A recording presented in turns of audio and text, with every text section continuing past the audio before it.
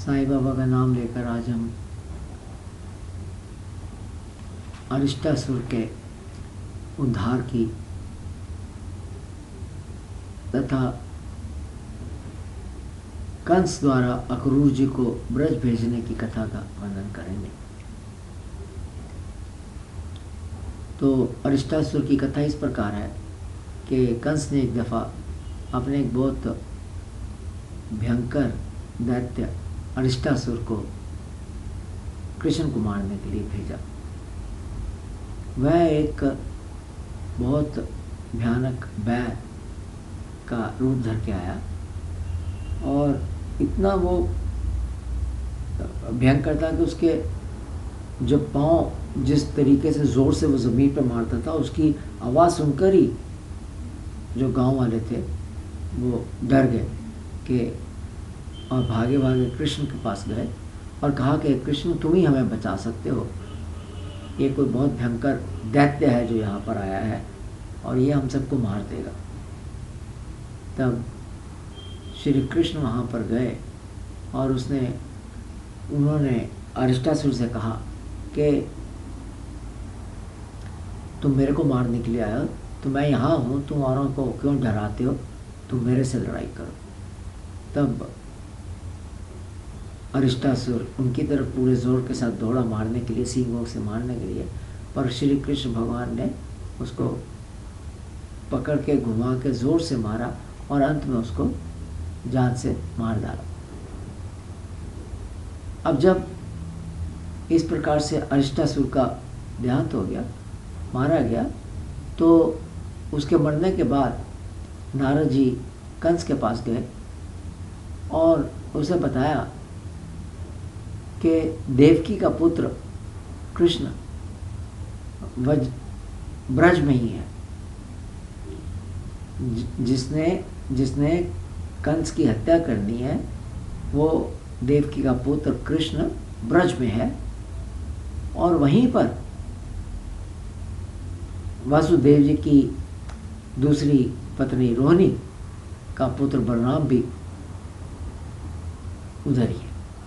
तो दोनों कृष्ण और बलराम वो दोनों उधर हैं। नारद जी ने यह भी बताया कि जितने भी दैत्य तुमने बालकों को मारने के लिए भेजे थे, उन सब को इन दोनों ने, बलराम और कृष्ण ने मिलकर ही मार डाला है। और उन्होंने अरिष्टासुर को भी मार दिया। ये सुनकर कंस को बहुत गुस्सा आया और उस कहने लगा कि मैं अभी जाकर वसुदेव को मार देता हूँ। तब कंस को नारद जी ने रोक दिया।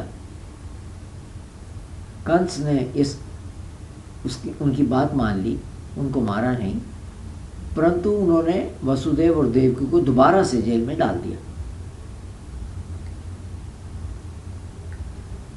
अब इधर कंस ने आकर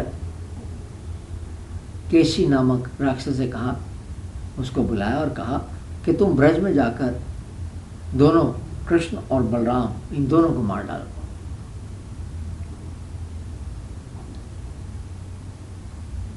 साथ ही कंस ने अक्रूर को बुलाकर कहा कि आप ऐसे कीजिए कि आप ब्रज जाइए और जाकर कृष्ण और बलराम को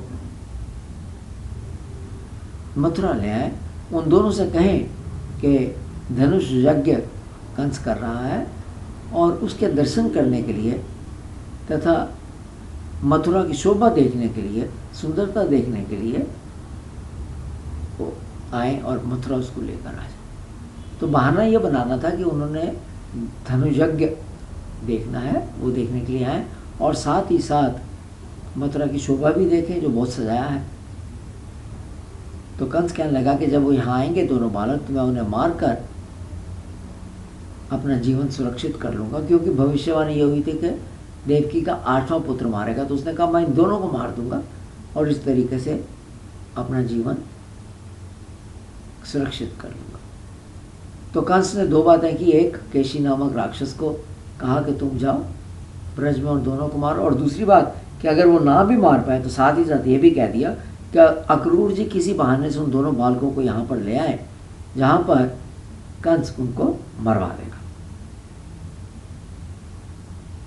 अब ये सुनकर अक्रूर जी बोले कि कंस, आप अपना डर, भय और अपना अनिष्ट दूर करना चाहते हैं, इसलिए आपका ऐसा सोचना ठीक है कि क्योंकि मेरे को उससे डर है तो मैं उसको मरवा दूंगा तो फिर मेरा डर खत्म हो जाएगा। परंतु मनुष्य को सफलता और असफलता दोनों में सम रहकर कर्म करना चाहिए, क्योंकि जो फल है वो प्रयत्न से नहीं मिलता परंतु दैव से मिलता है। फल जो है प्रभु के हाथ में है। प्रयत्न हम कर सकते हैं परंतु उस प्रयत्न का जो, उस कर्म का जो फल है वो हमारे हाथ में नहीं है, वो प्रयत्न के साथ रिलेटेड नहीं है। आप कितनी भी मेहनत कर लीजिए, पढ़ाई लिखाई कर लीजिए, लेकिन आप फर्स्ट होंगे या पास होंगे ये आप पर निर्भर नहीं करता, ये आपके देव पर निर्भर करता है। प्रयत्न करना हमारा ज़रूरी है। कर्मणा वाधिकारस्य मां फलेषु कदाचिन, गीता में श्री कृष्ण भगवान कहते हैं। तो कर्म कीजिए, कर्म पर हमारा अधिकार है, लेकिन फल जो है वो प्रभु के हाथ में है, देव के हाथ में है, हमारे हाथ में नहीं है। तो कहने लगा जैसे आपने आदेश दिया मैं ब्रज जाता हूँ, देखिए क्या होता है। अब उधर जो केशी नाम का राक्षस था उसने एक बहुत बड़े घोड़े का रूप धर लिया और वो उनको मारने के लिए आ गया, परंतु श्री कृष्ण ने केशी को भी मार दिया। अब इधर नारद जी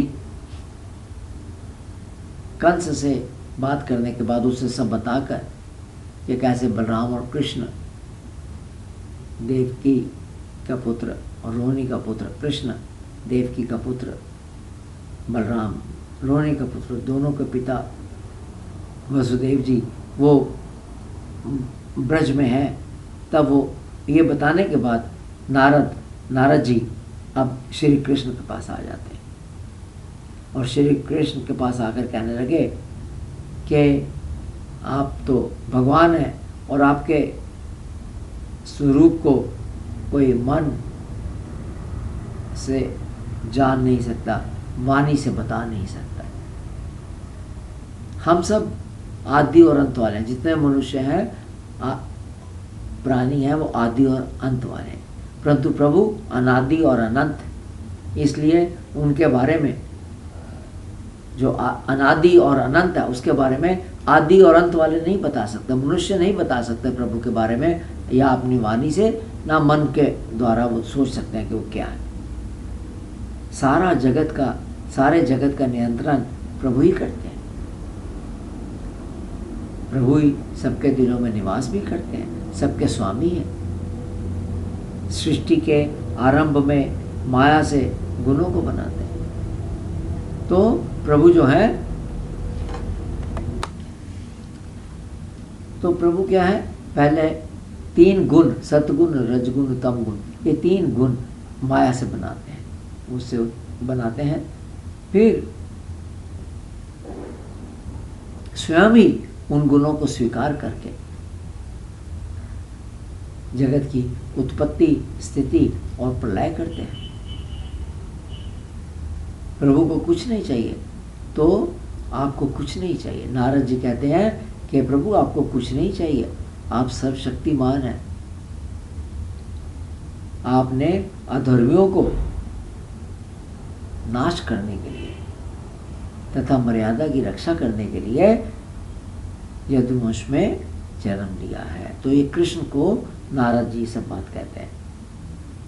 और ये कहने के बाद कहने लगे अब परसों अर्थात 2 दिन के बाद मैं आपके हाथों कृष्ण के 2 पहलवान चाणूर और मुष्टिका तथा उसका एक हाथी, बहुत भयंकर हाथी कुवलया पीड़ और फिर साथ में कंस को मरते हुए देखूंगा। तो परसों अर्थात 2 दिन के बाद क्या होगा? 2 पहलवान, चनूर और मुष्टिका, एक हाथी, कोवलया पीड़ और स्वयं कंस को मरते हुए देखूंगा। अर्थात ये सब 2 दिन के बाद आपके हाथों मारे जाएंगे। तो ये कहकर नारद जी वहां से चले गए। अब इसको यहाँ पर समाप्त करते हैं और इस कथा को अगले भाग में आगे बढ़ाएंगे। सुनने के लिए धन्यवाद।